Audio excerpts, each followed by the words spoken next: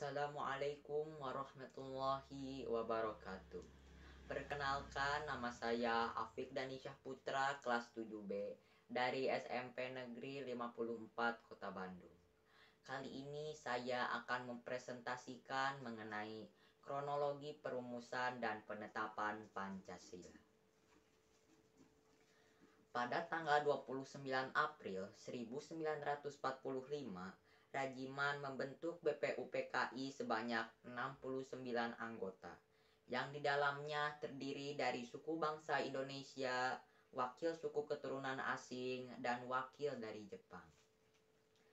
Pada tanggal 28 Mei 1945, BPUPKI diresmikan.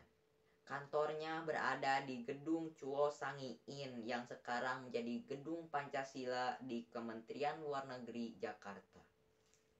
Berikutnya, pada tanggal 29 Mei sampai 1 Juni 1945, BPUPKI pun mulai bersidang. Sidang pertama BPUPKI ini berlangsung dari tanggal 29 Mei sampai 1 Juni 1945. Pada pembukaan sidang tersebut, Rajiman bertanya pada peserta sidang, apakah dasar negara yang akan dipergunakan jika Indonesia merdeka? Pertanyaan itu pun dijawab oleh 3 orang, yaitu Muhammad Yamin, Supomo, dan Soekarno. Jawaban Muhammad Yamin mengenai usulan dasar negara yaitu 1. Peri kebangsaan, 2. Peri kemanusiaan, 3. Peri ketuhanan, 4. Peri kerakyatan, 5. Kesejahteraan rakyat. Berikutnya, jawaban dari Supomo mengenai usulan dasar negara yaitu 1. Kekeluargaan, 2. Keseimbangan lahir dan batin, 3. Musyawarah, 4. Keadilan rakyat. Terakhir, jawaban dari Soekarno mengenai usulan dasar negara yaitu 1. Kebangsaan Indonesia, 2. Internasionalisme atau peri kemanusiaan, 3. Mufakat atau demokrasi, 4. Kesejahteraan sosial, 5. Ketuhanan yang Maha Esa. Dan akhirnya, semua peserta sidang BPUPKI pertama sepakat dengan jawaban Soekarno, tetapi BPUPKI memutuskan untuk dirumuskan kembali. Berikutnya, tanggal 22 Juni 1945, 9 orang ditunjuk untuk merumuskan kata-kata yang menjadi isi Pancasila. Mereka adalah Soekarno, Muhammad Hatta, Muhammad Yamin, Ahmad Subarjo, Aam Maramis, Abdul Kahal Muzakir, Agus Salim, Abikusno Cokro Suyono, dan Abdul Wahid Hasyim.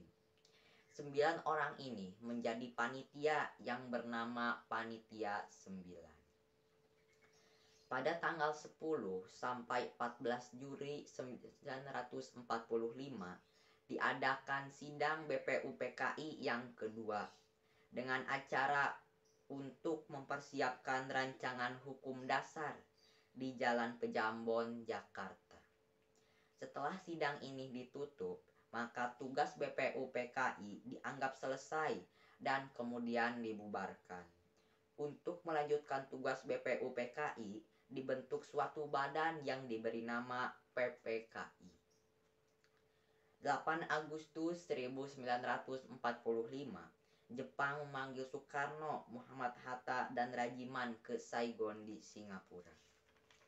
1 hari setelahnya, tanggal 9 Agustus 1945, 3 tokoh itu menuju Vietnam dan Nagasaki dibom, dan Jepang menjanjikan kemerdekaan pada Indonesia tanggal 24 Agustus 1945. Tanggal 15 sampai 16 Agustus, Jepang menyerah pada sekutu. Pada tanggal 16 Agustus 1945, PPKI melakukan sidang persiapan kemerdekaan. Lalu tanggal 17 Agustus pada hari Jumat pukul 10.00 waktu Indonesia Barat di Jalan Pegangsaan Timur nomor 56, Soekarno dan Muhammad Hatta memproklamasikan kemerdekaan Indonesia. Terakhir pada tanggal 18 Agustus 1945 diadakan sidang PPKI yang berhasil menetapkan yaitu 1. Undang-Undang Dasar 1945 sebagai dasar negara. 2. Memilih Insinyur Soekarno sebagai presiden dan Muhammad Hatta sebagai wakilnya. Dan 3. Membentuk KMIP untuk membantu presiden. Demikian yang dapat saya sampaikan. Mohon maaf atas segala kekurangan. Wabillahi taufiq wal hidayah. Wassalamualaikum warahmatullahi wabarakatuh.